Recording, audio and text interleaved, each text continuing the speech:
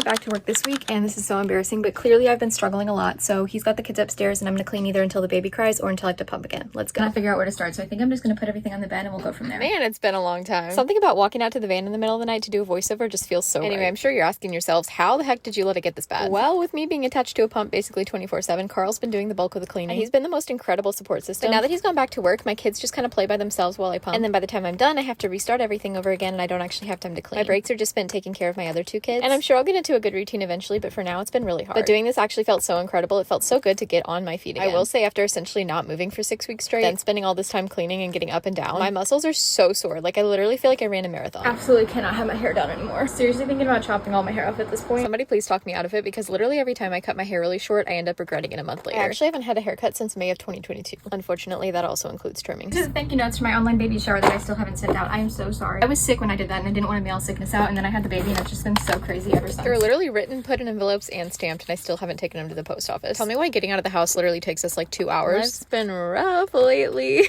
Honestly, I cannot wait to get back into the decluttering. My mom's been asking me to do the kitchen with her for a while, so I think we're gonna do that one next. She would have started it on her own, but I asked her to wait for me, and she's been waiting for 6 weeks now. Putting away her preemie clothes makes me really sad. Something about that first clothing size change is really emotional. Me and these little triangle things have a love-hate relationship. My toddler absolutely loves them, but she leaves them all over the floor. I cannot tell you how many times I've tripped on them. Oh gosh. Book declutter episode coming soon. I know it's bad. You know what else is bad is my kids' clothing drawers. They've both moved up a size now, and even though we bought them a couple of outfits in their new sizes, we haven't gone through and put their old stuff away yet, so their drawers are just completely stuffed full with things that they don't even wear, and we've been living out of hampers. I'm gonna be honest, if I hadn't found that thing on the floor, I would not have remembered to put it in this video. So a while back, I talked about doing a toy rotation with my kids, and despite how messy it looks, it actually has made a huge difference, because instead of cleaning up 10 different categories of things, I only had to sort through 3, which is obviously a lot less overwhelming. Truthfully though, I have not actually switched out the toys yet. These are still the original ones that I left in here. So this is a really great reminder for me to go do that. At this point, we're 50 minutes into this. She's wide awake, but she's just chilling. About 30 minutes before I have to pump again. Oh, I had my 6-week postpartum visit today. That means I can exercise, but like with what free time, literally. It's her monthly measurement blinking. I do have a walking pad, I just don't have space to get it out, but I know that'll be really helpful for when I do start exercising again. Tell me why breastfeeding has me gaining weight. I thought you were supposed to lose weight. Anyway, I don't know if it's the fact that I'm just like sitting most of the day pumping. Honestly, yeah, that's probably it, but it is what it is.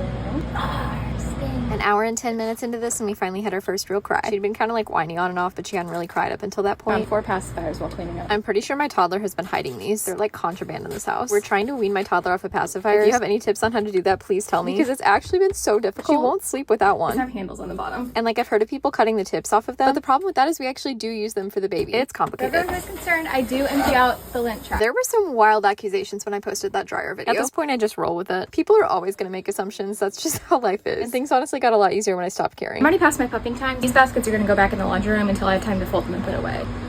It is time to feed this girl. That took me a total of 1 hour and 35 minutes.